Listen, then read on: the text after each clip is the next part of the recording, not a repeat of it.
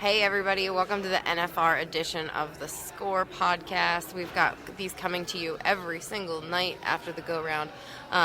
This episode is always brought to you by our partners at Resistol, at Soft Ride Equine Comfort Boots, at Fastback Ropes, and at CSI Saddle Pads, because these people have been our partners for years, making sure that we can bring you the coverage that you want to hear from the Thomas and Mack, or I guess last year was Globe Life Field. So these people, the CSI Saddle Pads, Soft Ride Boots, Fastback Ropes, and Resistol hats, they have been our longtime partners.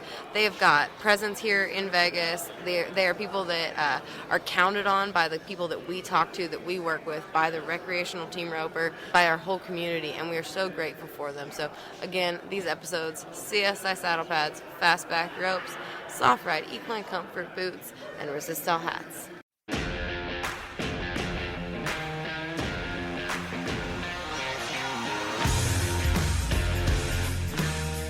This is Chelsea Schaefer, and this is Season 4 of The Score. You all have listened to this podcast 750,000 times, and we are here in Season 4 to bring you even more of what you love.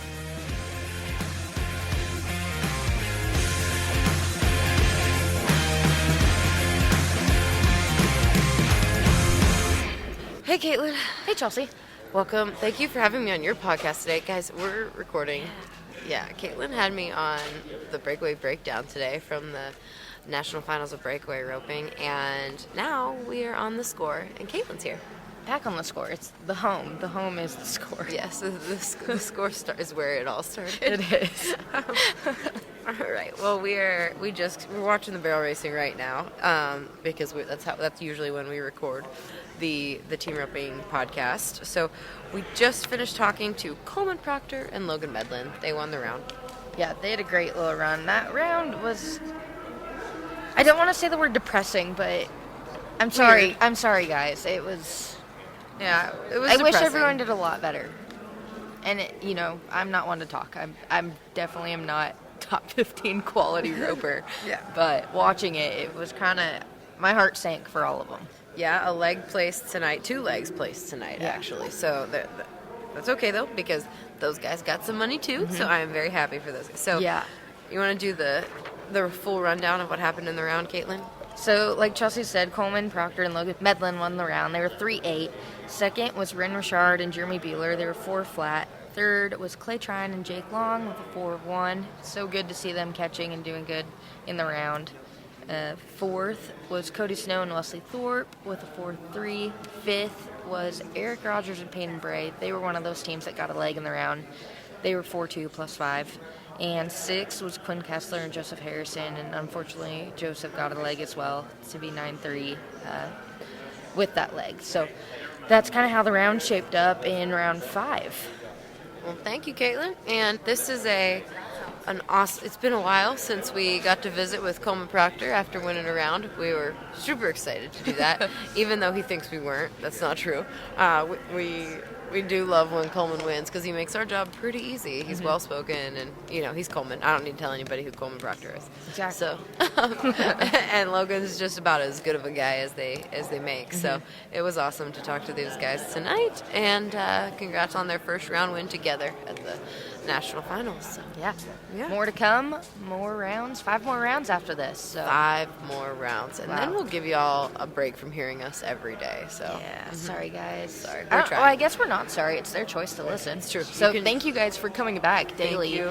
to listen to the Score podcast. Yeah, it's crazy that thousands of you are coming back. We love it. So we love it. Yep. We hope you guys are loving it. We're sure you're loving it if you come back. But we sure appreciate all of you guys listening. Yeah. All right, everyone. Have a good night. We'll talk to you after the podcast. Tell me about that round of team roping. Did you get to see any of it from your vantage point, sir, other than your run? Yes. Well, a little bit. I watched the first 4 or 5 teams. I got back there on the monitor, and I got to watch, the first, 4 or 5 teams. Kind of had an idea what it was looking like. But then once I ride up in there, they got a little bitty TV you can watch right before you ride in. But if you're very far back there, you can't see a whole lot. But, man, I try not to get too zoned in with what's happening because I kind of got a game plan, and I don't want to be riding in, changing my game plan from what I had, all night thinking for it. So I just tried to mean, I watch Buddy and Andrew go because they're right in front of us, and then I'm just trying to do my job, keep it as simple as possible. It looked like it was going to be really wolfy at the start, and then it kind of fell apart. Coleman, did you see it? What happened in this round of team roping as far as, like, you know, a lot of legs, a couple barriers? What's going on with that? Yeah, I was watching from up there at the head box trying to see the start because we were far enough down now. And it started off really tight and tough, and then you had just a few key teams, Clay Smith, Jiggers, they break a barrier, then all of a sudden, you know, Dustin, whatever happened. By then I'm looking at the monitor. So I didn't really know what was getting done in the round, and honestly, at the NFR, man, as a header, your job is to nail the start and make the whole life a lot easier. And on top of that, my dad told me to be 3'8" because he had entered a contest and to pick the winner and win a jacket, and he'd put our name in 3'8" because he thought I could do that. His words exactly. I was like, thanks, Chief. Appreciate that, bud. He's like, so go do that so I can win a prize. All right. Well, anyways, and then Jake Long's winning the round at 4-1, and I mean, we played golf the other day. He took $20 off of me, so I was feeling the need to try to move him. But Try to make an adjustment. and I think that's team roping out here. You know, it goes in waves. You've seen it start off tough and stay tough all night. You've seen it start off rough and stay rough. You know, you got the top 15 guys in the world. It's going to happen. I mean, they're going to make great runs. So, you know, you see them stub their toes. It just proves it happens to everybody. Talk about your run. I mean, other than trying to beat Jake, how did 3'8" come about? I'm glad you cleared that up because honestly, I thought you said let's talk about urine, and I was like, wow, that's Your run. my run. Perfect. Your Thank you. run. You know, it's great. That steer has big horns, and Andrew Ward and I both got a neck on him now. I mean, he's got the prettiest set of roping horns. Like if he was a mojo, like you would buy him. But I don't know. It kind of stepped off the right. He was kind of trying to lay down the chute a little bit. I didn't know how hard he would leave the box, so I was still wanting to get a roll at him, but I missed it just a touch. He steps off to the right. This was the heavier pin of steers. He was kind of lighter framed, so when I stuck him around the neck, I was trying to not let him whip too far down the pin where I couldn't put him back together, leaving the corner, which is so important out here, I think. You know, you see guys like Eric Rogers and Begay and all them that just set them on the end of it so good. So when I was kind of caught in the V with the neck shot, I tried to take my time through the turn, and once I got him squared off, really try to pull and get my man an opening and then get my leg back and get my horse spaced. How do you feel like Heisman's pulling? Man, I tell you what, Heisman's working better than he's ever worked, and I told Logan that coming out here. You know, our run sets up a little different than what I've done with him in the past. You know, Billy Jack and Mozi, they both kind of really wanted him to hit the end of it and come back towards the corner. So, you know, this year with Logan, I'm trying to just square him off and go straighter across the pin. And he's staying up a little more in the front end, and he is really facing like he's doing a great job. Harry Rose has flagged the NFR forever, and he'd always tell me, man, like your horse's hips just don't release enough for me to give you the fast flag. And so that's something we really worked on whenever Logan was down, was really working on our timing, you know, coming out of the turn and then getting finished. And Logan, how did that run look from your angle? Did you get to think through much of it? I mean, obviously it's mostly reaction. But Yeah, mostly reaction. Coleman, even though he got him around the neck, I told him whenever we got done, I said, man, he did such a good job of handling. He handled just like he had him around the horns. I mean, he did a good job of letting him come together fast. I mean, I tried to ride around the end of it and be looking for the first jump, and sometimes around the neck, you know, they may flop or hit down the arena a little bit further, and things are a little bit different, but he did such a good job of still giving me the same go, even though he had him around the neck. And, I mean, my job was very simple. He did a very good job. And you like it. He said you like a little different handle than Mo, so than Billy Jack, as far as in this building, or is that as a whole, or just in this building?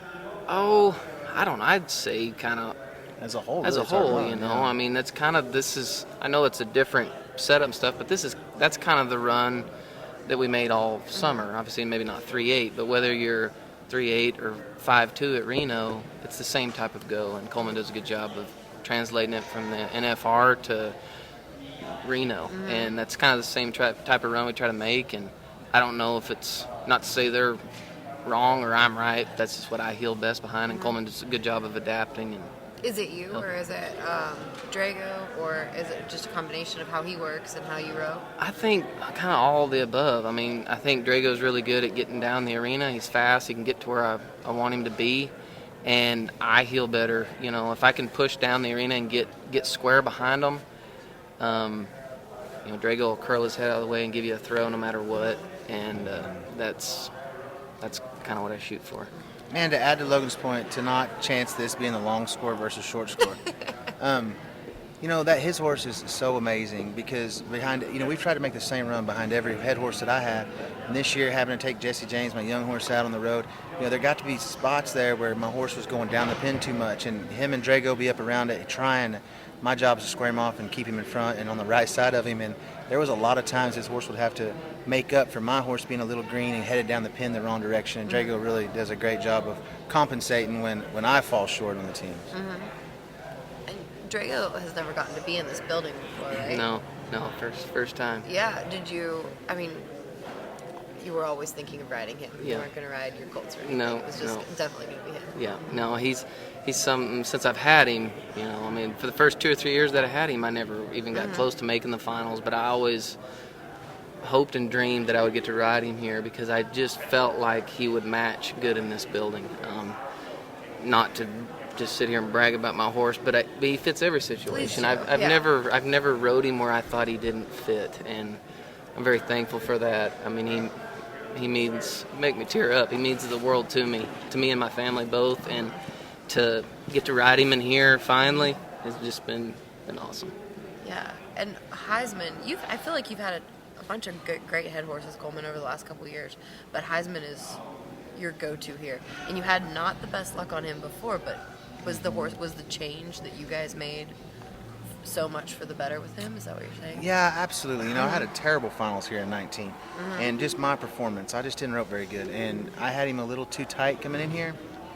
I was way too aggressive. We were, in a spot where I thought we could win the world title, and I was really trying to be too aggressive, and I had him too tight. And with Logan, my job is diminished a little bit because I need to get out of the barrier and just square the steer off, keep the momentum of the run coming together. He slaps the hocks together so fast that I need to work on my finishing. And so that's, kind of like Logan. I knew I was riding Heisman when I got here. That wasn't a big question mark. It was basically what second horse do I want to deal with for the grand entry, which is huge because our whole game plan for the last month has been centered around, Heisman and Drago. So, really he's working better than he's ever felt. I told my wife that 2 weeks before we came out here. I was just like, man, and then that, our last few practice sessions, I didn't do a lot with him. Don't want to score a whole bunch because he needs to be pulling on me, getting out of the chute. But I think coming out to the national finals, you got to bring one that tries to pull you out of the corner when you nod your head, and you got to have one that's deader off the reins because the timing with the steers will change, and you don't have enough time like we normally do to watch the cow and then take off. You got to be rolling kind of with them. So, Heisman's fit these high-profile setups, the American here and everywhere else, and that's kind of why he's an aggravating little fella, and that's why my wife and everybody love him so much is because he steps up to the plate and when the big money's on the line, and he's aggravating, but we sure love him. I remember you would get frustrated with him in the box. Like, he was a little squirrely in the box. Years ago we did a story on, I don't know if squirrely is the right word. Is that the right word? But Absolutely. frustrating in the box sometimes, but has he gotten better in his age as far as how he stands in the box? No, absolutely not. He's still the same. He's going to give me a little head shake. He's going to rock out of the corner. But it's almost kind of good sometimes now. I tell you what I've done is now that I've become a parent, I use the same amount of grace that I give my little girls when I ask them to please come on, please put your shoes on, please keep your shoes on, quit hitting your sister. I've given him that amount of grace in the box, and it's helped a lot. And it takes a little of the nerves off. Like tonight, I could feel him kind of hunched down a little bit. And, before I'd get frustrated because, man, it's like, hey, we need to be on my schedule in here. Like, I'm ready to go. I want to get out of there. I don't like hanging out in the box a whole lot. Definitely not loaded up in the corner. And but he does. He takes a little bit of the nerve out sometimes, and he does a great job. I don't know. We just know each other. And my dad, Switchblade, he was kind of squirrely in the box. It's probably me. I'm not, as good a trainer as my buddy Billy Jack over there at DF. Like, I'm not that good of a trainer. But my dad, it was funny. I said something about him, I hope he's getting better in there. And my dad says, well, he better because he's getting older. You better hurry up if you're going to make him any better. So. Going for the go-rounds the next 5 nights, going at him. Yeah, I think just the same game plan we've had. It's not I don't feel like it's just all or nothing type of approach. I really feel like it's a run that we could make and should have already been making more of. I didn't feel like it really was too kamikaze of a run. It felt like it came together pretty good. 2 nights ago we should have been here too, and I wrote the leg. Same thing last night. I missed. Coleman's just done a good job of getting good starts, turning them, and I really felt like coming into this week we had a good chance to win a lot if I did my job, and hopefully the second half I will. Yeah, it's like a whole new rodeo starting tomorrow. Exactly. So 5 of them. That's right. Yeah. Speedy told me after night 1, now you can go fast. I was like, hey, boss, that was me going fast. That was my A game. But that's something, like Logan does such a good job of shutting the run down, and if our finish is good enough, it takes so much pressure off of you as a header because you're going to be trying to mash the start out. The one thing I did do right in 19 was I was never late, and I got so many good rolls in a row that I knew this year our run's plenty fast. We've just got to put it on the board a lot. Very good, guys. Congratulations. Thank you so much. Thank you Thank for you. having us. Thank Always you. a pleasure to be on the short score, Chelsea. Hey, Coleman. We just love when you win the go round. Yeah. Well, have a good night, everyone, and we will talk to you tomorrow.